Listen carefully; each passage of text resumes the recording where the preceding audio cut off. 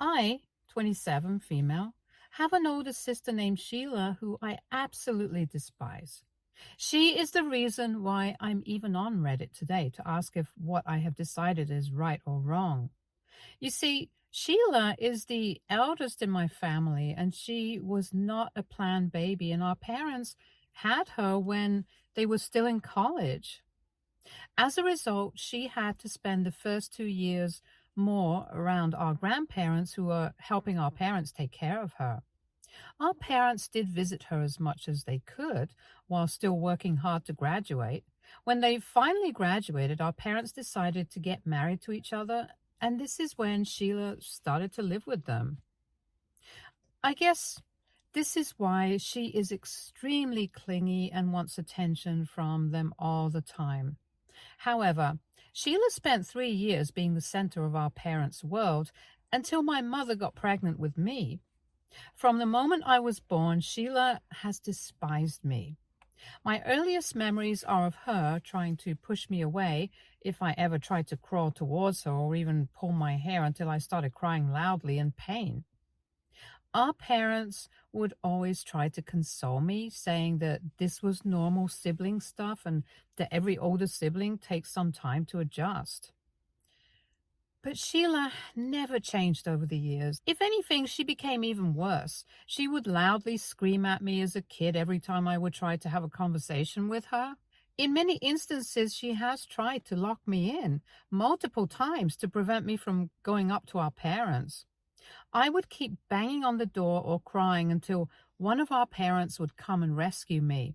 Sometimes she would even resort to slapping me or kicking me if she got annoyed around me. As a child, I did not know that these were some major issues since my parents never made it a big deal.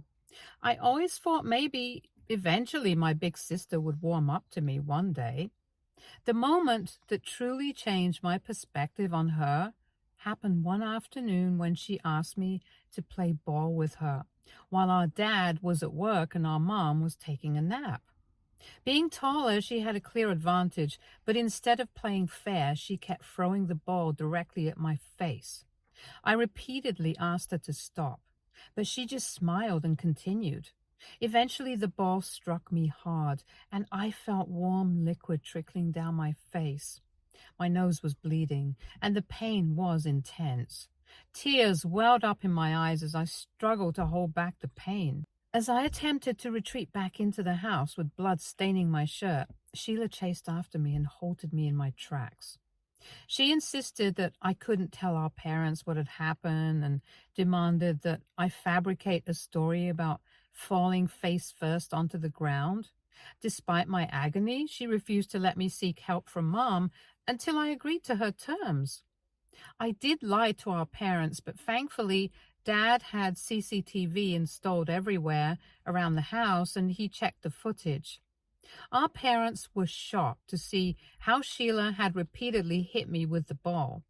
While Dad yelled at her, Mom tried to protect her, saying how perhaps this was a one-time thing, and gently tried to talk to Sheila to find out why she would ever do this to me. Sheila looked pissed that they had found out the truth and glared at me angrily throughout their questioning. She maintained her innocence and my parents let it go, hoping that she would change. However, I knew she would blame me for all of this, and this is when her bullying started to get even worse. She would intentionally try to slam the car door on my fingers whenever she could get a chance, or shove me into the school hallway when she was sure there were no teachers around. If I ever sat down with friends, she would find me during lunch and tell my friends how they should not be around a stinky backstabber like me. She would try to even steal my lunchbox or my lunch money so I would have nothing to eat that day. Despite my attempts to confide in my mother, who tried to address Sheila's behavior through gentle parenting, it proved futile and her bullying persisted. When I turned 9, I convinced my parents to throw me an anime-themed birthday party, something I'd been pleading for, and to my delight, they finally agreed. However, Sheila had been relentless in her teasing, calling me a tomboy and scoffing that no one would even show up. Much to her surprise, and mine, the opposite happened. As I invited my classmates, word spread among those boys and girls who shared my interest in anime, and they eagerly accepted the invitation. When the day of the party arrived, each guest arrived at my party dressed as their favorite anime character. It was a resounding success, and my parents, who had often seen me as reserved and shy due to Sheila's bullying, were amazed to witness how confident and well-liked I was among my peers. Sheila sulked around the house the whole evening and even refused to sing happy birthday with the other guests when it was time for me to cut the cake. Honestly, I didn't care because, for once, I liked being the center of attention without my sister trying to steal my thunder. Slowly and slowly, as I started to grow up, I felt more confident in my own skin, and I learned to stand up against Sheila and her relentless bullying. Refusing to remain silent any longer, I decided to confront Sheila head on every time she tried to taunt me or comment about my looks. Instead of passively enduring her cruelty, I took action. I would bully her back and call her out for her atrocious outfits. Knowing that our father would address her behavior with a firm hand, I made sure to bring her actions to his attention whenever necessary. Unlike our mom, our father was always stern towards Sheila and held her accountable for her actions. She hated me even more because of this, but at least she learned quickly that I was not going to back down anymore. When Sheila graduated high school, she did not have any prospects of going to college.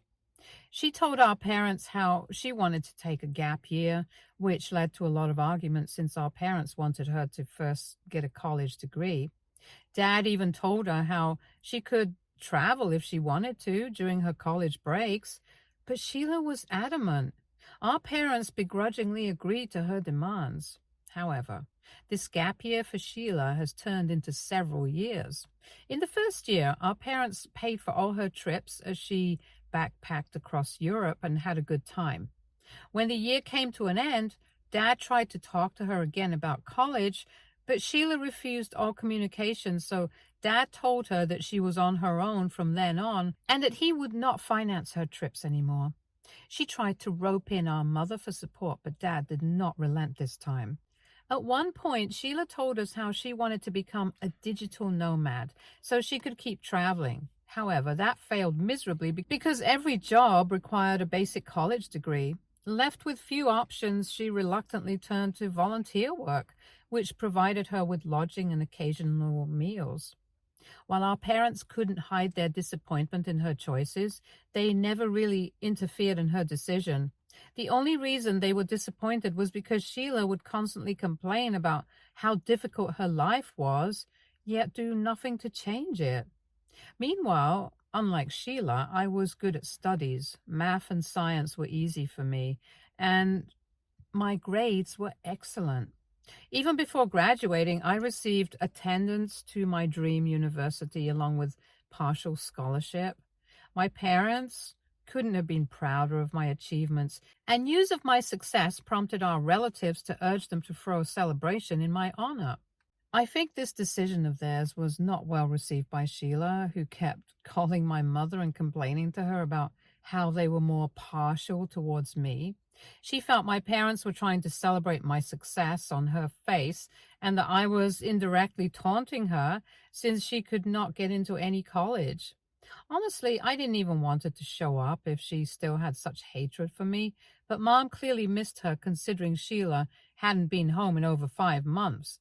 Mom also believed it wouldn't look right if the elder sibling was absent during my celebratory party. Reluctantly, Sheila agreed to attend, albeit begrudgingly. She arrived a few days before the party and didn't even bother to congratulate me once, even though I politely greeted her. On the day of my party, our grandparents and relatives showed up with gifts, and everyone seemed to be having a great time. However, I couldn't help but notice Sheila's excessive drinking, which didn't escape our father's notice either. She kept drinking glasses of wine without even stopping to take a beat. Concerned, he attempted to intervene and stopped her from drinking another glass of wine, urging her to eat something instead. Sheila, however, angrily snatched her glass back from him and continued to drink.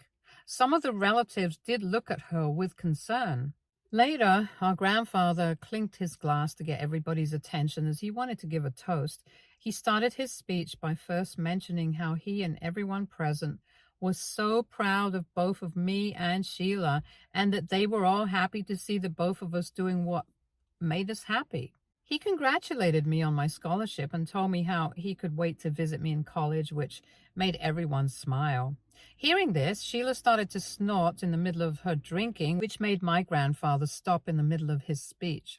Our parents looked at each other uncomfortably when Sheila started to giggle, and then loudly told grandfather how no one was going to believe him for being proud of both of us, when the real reason they were all here was because of the golden child. I could feel my cheeks burning with embarrassment as Sheila's hurtful words echoed through the room, drawing the attention of everyone present. Deep down, she and I both knew that this was completely baseless of her to accuse our parents and others of favoring me more. Our parents had always treated us with love and fairness and never showing favoritism.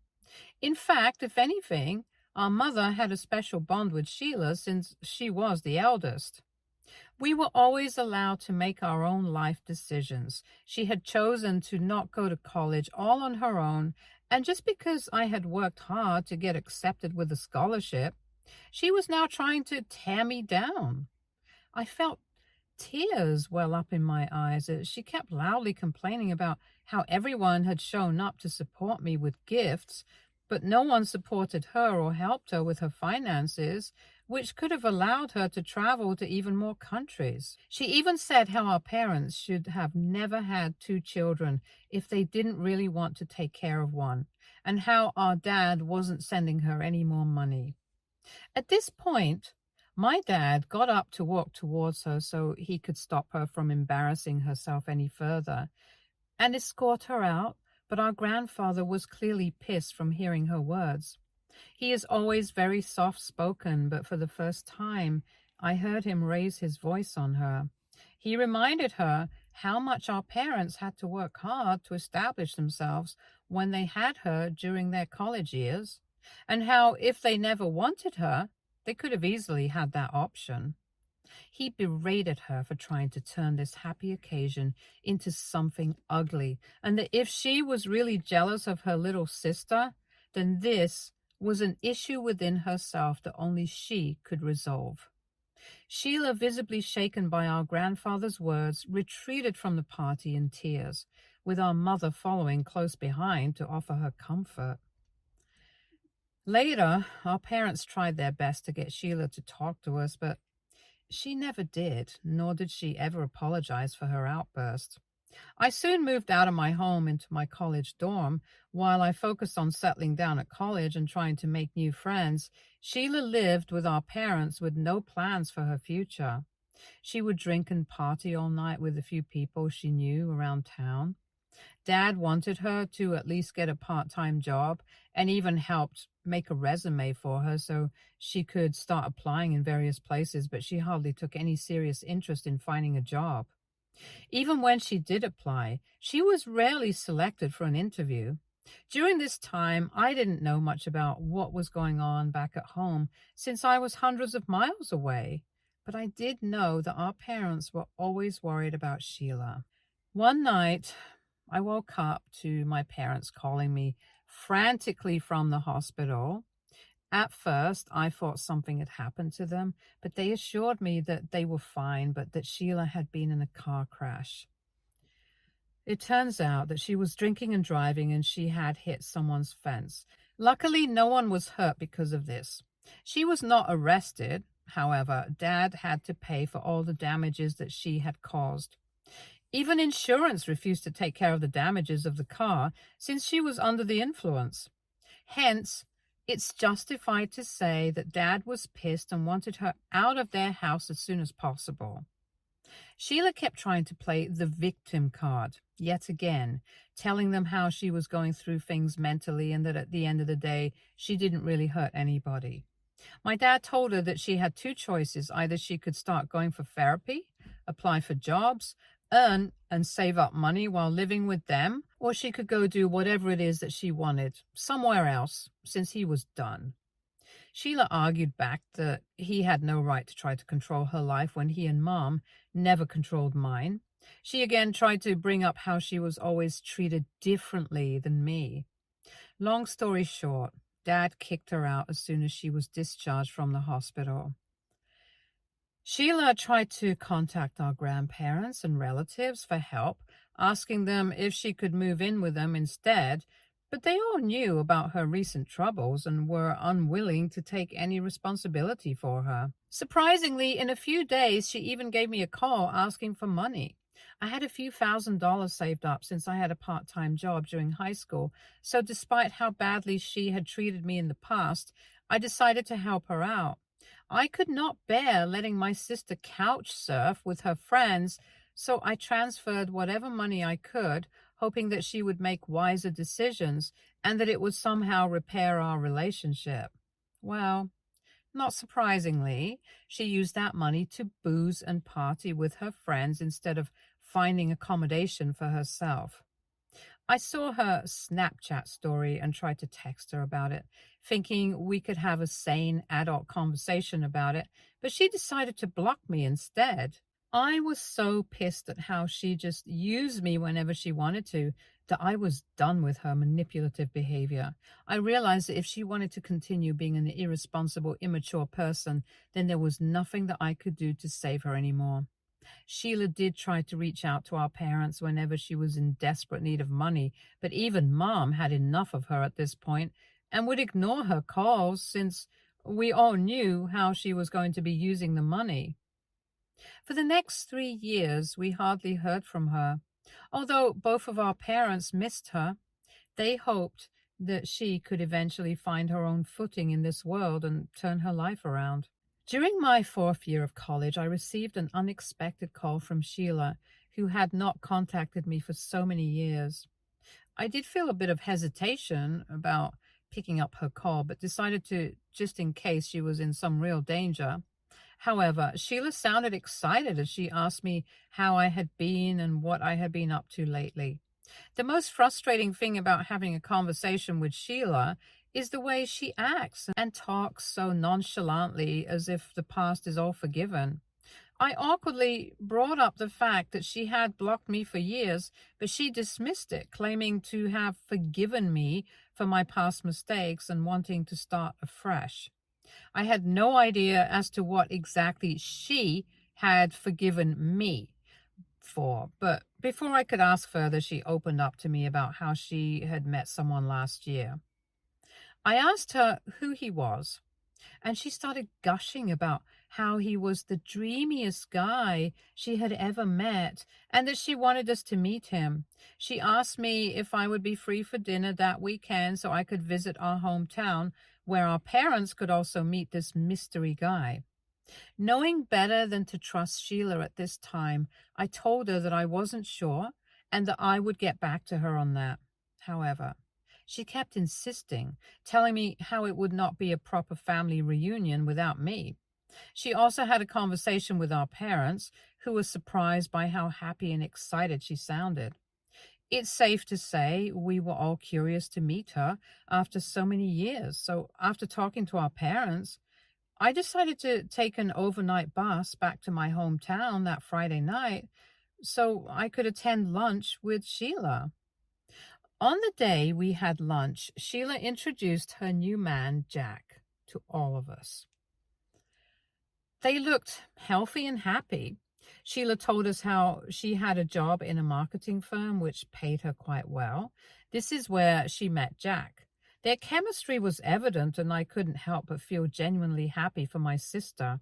However, things took an unexpected turn when Jack began praising Sheila's intelligence, mentioning how lucky he was to have met such an accomplished woman like her, since she was a Berkeley graduate. while he had never got the chance to study at such a prestigious college. He continued to tell how Sheila would tell him all the time about her college life back in Berkeley and the type of peers she had been surrounded with during her 4 years. He also told us how he hoped that one day, if they ever got married and had kids, he would want their kids to turn out like Sheila. We looked at him and smiled awkwardly, as we were all clearly confused as to why he would think Sheila had graduated from Berkeley when she didn't even have a college degree to begin with. Sheila avoided making any eye contact with us after that and swiftly changed the conversation to something else. The rest of lunch continued without any incident. After our lunch, Sheila hurriedly left with Jack, not even bothering to hug us goodbye. It was clear to both our parents and me that something wasn't right, and Sheila had clearly lied to Jack about her education. Later, she called us, begging us not to tell Jack the truth. However, Dad wasn't satisfied with her explanation and pressed her for more details. This is how Dad found out that Sheila had forged college documents so she could apply for jobs. We were all understandably outraged by the severity of her deception. She also confessed to Dad that she had failed to mention other significant details about her life to Jack, such as the car accident that had occurred and the daily drinking habits that she previously had, because she didn't want him to know that side about her. While we emphasized with her reluctance to disclose her past, we couldn't shake off the concern that she had fabricated an entire college degree and might continue to deceive Jack for the rest of her life. Even though both Mom and Dad told her that what she was doing was extremely wrong and that if she really loved Jack, then she should at least tell him the truth, as he had every right to know, Sheila refused, telling us not to interfere in her relationship. She was adamant that she could handle it in the future if Jack ever found out the truth, and kept telling how it was impossible for him to ever find out anyway. I did not want any part of her drama, so I kept my mouth shut and let my parents deal with this. It was just 3 months later when Sheila called to inform me that she and Jack had gotten engaged.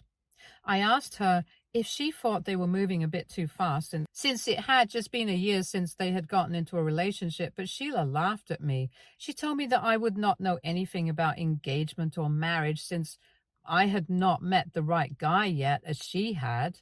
This was true, so I congratulated her on her happiness, while she told me how she wanted to have an intimate wedding with a few guests, and she had a few plans about how her wedding should look. She continued to tell me how, as her sister, she expected me to take charge of planning her wedding since she did not want to be stressed out. I inquired if this meant she wanted me to be her maid of honor, but Sheila informed me that she had already asked her co-workers to fill those roles. I asked her, what about bridesmaids? But she told me that those roles were also filled up. She continued to say how being her wedding planner was the most important role in her wedding anyway, and that she and I could start planning immediately. I was a bit disappointed that she wasn't even including me in the wedding. Instead, she expected me to take up planning her entire wedding, which was something I never even asked for in the first place. I assured her that her co-workers, who knew her well and spent more time with her, would be better suited to help with the planning instead of me. Sheila argued back that her co-workers were all working women with their own families and that they could not spend their free time doing this. She told me that because I was still a college student and apparently wasn't as busy as them, I should be grateful that she was assigning me this responsibility. Her reasoning made me laugh because it reminded me of how manipulative she could be when she wanted something. I simply refused and told her that this was my last year in college and I had quite a lot of things on my plate already, so she should ask someone else to be in charge of her wedding planning. This must have pissed her off because she started to say how she expected me to contribute to her wedding by doing this since I was her family. I replied back that I had no problem helping here and there. but that I could not possibly take on such a heavy task with all the things I had to manage as a college student. My refusal to help her has since become a huge issue, as she has immediately reached out to our parents, trying to urge them to pressure me into agreeing to take care of her wedding planning. She says that as the bride, it is humiliating for her to do these tasks when other brides can depend on their family.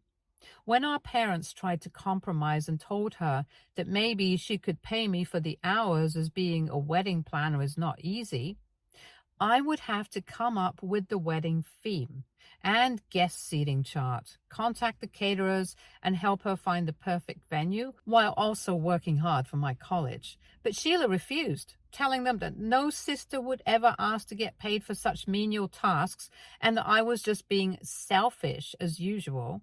She has continued to send me several messages, but I have refused to answer. And my parents are also choosing to stay out of it now because they do agree with my decision. So, Reddit, am I right in not agreeing to her demands?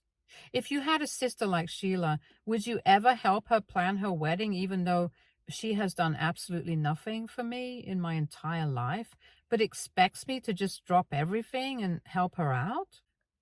Update 1. When I posted this, I thought maybe a handful of you would comment about how you all agree that my sister is just being too much. However, I have received hundreds of messages from strangers telling me what a red flag Sheila is, and how they have also had family members just as toxic as her. I'm truly sorry to anyone who got triggered with my story, and I feel sorry that some of you have had to go through what I have gone through. For the first time in my life, I feel validated with my emotions. It's not easy having a bully in our lives, and Sheila truly is a nightmare to be around. A lot of you have asked me to tell Jack the truth and spare him from a lifetime of suffering with my sister. I do agree with the points made, and if I were Jack, I would definitely want to know if my partner had forged an entire college degree and knowingly not mentioned important things from their past. I plan on telling Jack the next time I see him, and will update here when I do. Meanwhile, Sheila has kept texting me for the past 2 days, forcing me to accept the responsibility of planning her wedding. And I have politely kept declining instead, telling her how I would be happy to help if she had any other easier task for me. Update 2. I know it's been a few weeks, but all hell has broken loose. As some of you who have kept up with my story know, I was going to tell my sister's fiancé the truth about her before they were married. A number of people advised me to reach out to him on social media, but I think it might have been weird since we have only ever talked once. Instead, I decided to write a note explaining everything that Sheila had put me through and how she had been lying to him. I planned on giving the note to him during their engagement party, which Sheila was throwing to celebrate with our relatives and her friends. When I arrived at her place, exhausted and hungry after my long bus ride, since she lives in a town 6 hours away from my college town, Sheila didn't even greet me properly. She stopped me at the entrance, telling me that I was late, took my bags from my hand. She directed me to the back and told me that they did not have enough service for that day, since some of them had not shown up unexpectedly. Because I had previously told her that I could help her out with an easy task, she expected me to take up the task of serving drinks to all the guests during her party. As Sheila pushed me towards the servers at the back without even giving me a chance to freshen up or even greet my parents and relatives, I was taken aback. My parents shared my surprise at seeing me serving drinks, but I flashed them a reassuring smile to convey that it wasn't a big deal, as I did not want them to worry. Unbeknownst to Sheila, this unexpected turn of events presented the perfect opportunity for me to discreetly slip a note to her fiancé while she was preoccupied mingling with her guests. When I handed a glass to Jack, he graciously thanked me and remarked that I didn't need to be serving. Seizing the moment, I passed him my note and quietly urged him to find a private moment to read it as soon as possible. Not even 15 minutes later, Jack emerged from the bathroom with a flushed face. He walked up to Sheila and asked her if she had really been lying to him all along. Sheila looked at him in confusion as Jack continued to press if she had actually never been to college before. Her eyes widened in shock as the guests around us looked at them with confusion. Turning to our parents for confirmation, Jack asked them, and my dad didn't hesitate to reveal that Sheila had never pursued higher education. Everyone watched in stunned silence as Jack then asked Sheila loudly as to how she could have lied to him about such an important thing, and how embarrassing this was for him to find out this way just after getting engaged. Some of their co-workers had their mouths wide open as they watched the drama unfold. Jack continued to tell her that if she could lie to him about her fake college degree, then there were so many things that she could have lied to him about, and he did not know what to believe anymore. Long story short, the engagement party ended in a disaster. Sheila was left embarrassed in front of everyone. In the end, her fiancé left with his family, telling her that he needed some space away from her. After they left, the party was pretty much a bust because everyone kept staring at Sheila, who looked shaken up. Even her co-workers left hastily after a few minutes, and I have no idea what will happen to her job, especially since her manager had been in attendance at the party. Sheila does suspect that one of our relatives, perhaps a cousin or me, may have revealed the truth to Jack, but she lacks any evidence. In the note I passed to Jack, I had urged him not to disclose that I had informed him of the truth, and I am grateful that he never implicated me. My parents have told Sheila that this is all her fault since they wanted her to be upfront with her partner from the very beginning, but she had chosen to not do it. I will update next if she and Jack still decide to get married after this or not. Update 3. Well, as some of you predicted, Jack has called off the wedding. He even asked Sheila to give him back the engagement ring since it belonged to his mother and was a family heirloom. He has also asked her to move out of their house and refuses to communicate with her any further. He has still not told her anything about how he found out the truth about her. As for some of you who keep telling me that I should confess and tell my sister about my note, I will absolutely not do that. I would like to clarify that I never lied to anyone. You can judge me all you want, but I did absolutely nothing wrong. I simply exposed the truth, and her fiancé chose to end their relationship. If I confess now, she's going to redirect all the anger and resentment she's feeling towards me, and I'm not going to invite more drama and bullying into my life. I hope that this breakup teaches Sheila to hopefully become a better person in the future. Stay tuned for more stories from our girl relationships.